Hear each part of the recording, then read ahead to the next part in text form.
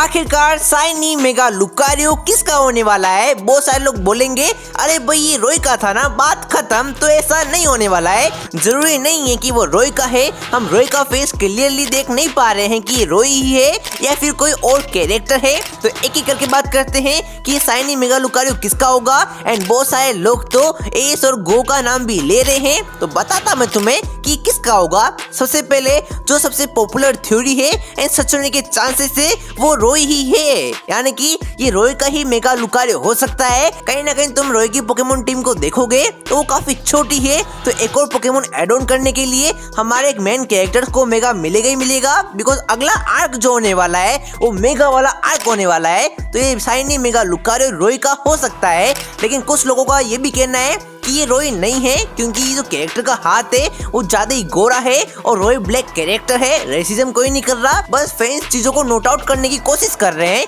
तो कहीं ना कहीं अगर ऐसा है तो लोगों की सेकंड मोस्ट पॉपुलर थ्योरी है कि ये रोई नहीं बल्कि ब्रांड न्यू कैरेक्टर होने वाला है, जो कि आगे आने वाले आर्क में इम्पोर्टेंट रोल को अदा करने वाला है। अब वो कौन है वो हमको आगे ही पता चलेगा। लेकिन इनके अलावा भी दूसरे कैरेक्टर भी हो सकते हैं जिनका ये शाइनी मेगा लुकारियो हो सकता है। वो कौन देखते हैं। मेरी मानो तो अगर ये रोई का भी नहीं है, नई कैरेक्टर का भी नहीं है, तो ये डेफिनेटली फ्रीड का हो सकता है।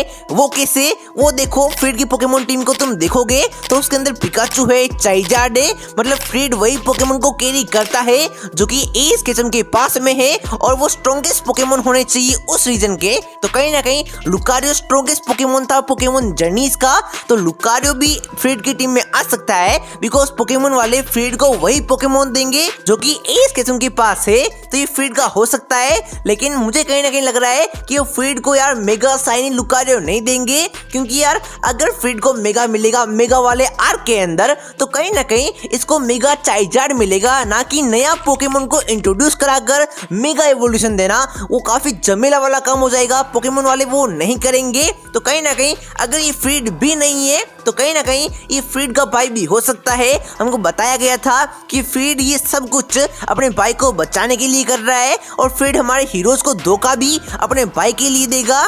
तो कहीं ना कहीं जो हम बोल रहे थे ना कोई न्यू कैरेक्टर होगा आने वाले आर्क के अंदर, वो फ्रीड का भाई हो सकता है जिसको ये मेगा मिलेगा। काफी सोचने वाली बात है। लेकिन अगर हम इसको साइड में रखें तो हम कहीं ना कहीं बस रोई का नाम ले रहे हैं। लिको और डोट का भी ये हो सकता है तुम लोग बोलोगे। लेकिन अगर तुम इस कैरेक्टर को ध्यान से नोटिस करोगे प्रीव्यू के अंदर तो कहीं ना कहीं एक मेल कैरेक्टर हमको लग रहा है। तो ये लिको और डोट तो होने ही नहीं वाले हैं, ये बात तो कंफर्म है। तो अब कौन है बताओ ना। बहुत सारे लोग बोलेंगे ये कोई पुराना कैरेक्टर हो सकता है, पुराना शाइनी मेगा लुकारियो हो सकता है जिसको हमने एनिमे सीरीज में देखा। मैंने सारे एपिसोड की छानबीन कर ली और मुझे किसी भी एपिसोड में शाइनी लुकारियो या फिर अल्टरनेट कलर वाला लुकारियो मैंने देखा नहीं। तो ये पुराना कैरेक्टर तो होगा नहीं। तो ये पुराने किसी भी कैरेक्टर का होने नहीं वाला, बस एस और गो का हो सकता है। वो कैसे, तो कहीं ना कहीं तुम्हें पता है ना रोई और गो काफी सिमिलर लगते हैं दिखने में। तो कहीं ना कहीं जो हम सोच रहे हैं ना कि ये रोई है वो गो भी निकल सकता है। बिकॉज गो जो है ना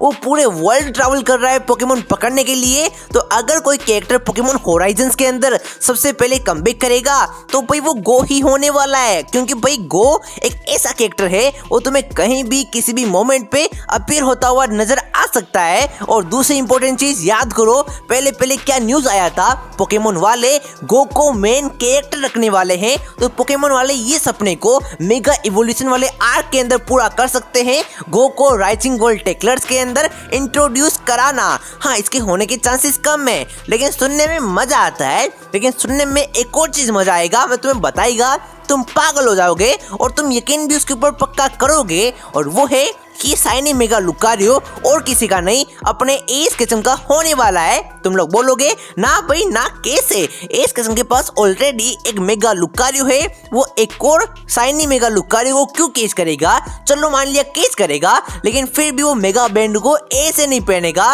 वो मेगा ग्लव्स के अंदर मेगा स्टोन को पहनेगा। तो ये एस का नहीं हो सकता है। तो यार सुनो यार, बात सुन लो पहले यार, पहले ही बोलने लगे हो। तो मेरा कहने का मतलब है किसने बोला तुम्हें ये शाइनी मेगा लुकारियो है? हो सकता है कि नॉर्मल मेगा लुकारियो हो और पोकेमोन वालों ने बस इसका ट्रेलर के अंदर, प्रीव्यू के अंदर कलर बदल दिया हो। और हम भूल नहीं सकते हैं कि ये पोकेमोन होराइजन से जिन्होंने हमारा पहले भी काफी बार काटा हुआ है। फॉर एग्जाम्पल एंटे को ले लो यार, एंटे को हमको ऐसा दिखाया गया कि वो नॉर्मल एंटे होने वाला है, इवन उसके पूरे सीन भी दिखा दिए और फिर जाके हमको बताया कि ना ना नॉर्मल एंटे नहीं, उसके पास तो पैराडॉक्स एंटे होने वाला है। तो उसी तरीके से उसी ट्रिक को पोकेमोन वाले यहाँ पे प्ले ऑफ कर सकते हैं और हमको दिखाया जा सकता है कि ये लुकारियो और किसी का नहीं, एज का लुकारियो है और एज का लुकारियो ही किसी टूर्नामेंट के अंदर कमबैक करने वाला है, जहाँ पे लिको, रोई, डॉट, राइजिंग वॉल टेकलर्स जाएंगे, मुकाबला करेंगे, जहाँ पे एज केचम कुछ ही एपिसोड के लिए लेकिन वापस जरूर से आने वाला है। लेकिन ये बस बातें जो है सुनने में अच्छी लगती है, मुझे नहीं लगता है कि यार पोकेमोन वाले ऐसा करेंगे। ये shiny mega Lucario most probably रोई का ही होने वाला है। लेकिन अगर एज केचम वाली थ्योरी 1% भी सही हो जाती है तो पोकेमोन फैंस पागल हो जाएंगे एंड कहीं ना कहीं एज केचम तो आने वाला है। लेकिन शाइनी मेगा लुकारियो एज का है ये मैं मान नहीं सकता। एज केचम आएगा भी तो अपने मेगा लुकारियो के साथ में वो आने नहीं वाला, वो बस अपने पिकाचू के साथ में कमबैक करेगा, ऐसा मेरा मानना है। एज केचम के बारे में बात कर लेते हैं कि कब तक हमको देखने को मिलेगा। मेरे सोर्सेस ने क्या बोला है, तो कहीं ना कहीं उन्होंने ये बोला है कि आने के चांसेस है, बस एक दिन रुक जाओ, परसों तक मेरे पास खबर आ जाएगी क्या एज केचम सच में आ रहा है या फिर नहीं आ रहा है, मैं तुम्हें बता ही देगा। अभी के लिए 14 मार्च जैसे जैसे पास आता जाएगा मेरे पास वैसे ही एज की इन्फो भी आती जाएगी। और एक और इम्पोर्टेंट बात यार, शाइनी लुकारियो को पूरे एनिमे के इतिहास में, गेम, मांगा सबके इतिहास में कभी भी मेन स्टोरी लाइन में शो किया नहीं गया है। मेन क्या साइड स्टोरी लाइन में भी शो किया नहीं गया है। तो यहाँ पे वो कौन से स्टोरी लाइन को फॉलो करेंगे वो हमें नहीं पता, लेकिन सिवाय एक चीज के, और वो है 12 दिसंबर 2023 को शाइनी लुकारियो को प्लेयर्स को एज गिफ्ट दिया गया था मास्टर बॉल के साथ में। कहाँ पे? Pokemon Scarlet and Violet game के अंदर। और ये पोकेमोन एनिमे सीरीज जो है होराइजन्स, वो किसके ऊपर बेस्ड है? Of course generation 9 Scarlet and Violet के ऊपर ही बेस्ड है। तो पोकेमोन वाले उसी स्टोरी लाइन के बारे में बात कर रहे होंगे, मतलब एनिमे सीरीज में शायद तक से हमको ऐसा दिखाया जा सकता है। अगर ये नया कैरेक्टर का नहीं होगा, एस का भी नहीं होगा, गो का भी नहीं होगा, तो कहीं ना कहीं अगर अपने राइजिंग वर्ल्ड टेकलर्स के अंदर में से किसी को ये मिलने वाला है तो डेफिनेटली उसको एज फ्री गिफ्ट दिया जाएगा।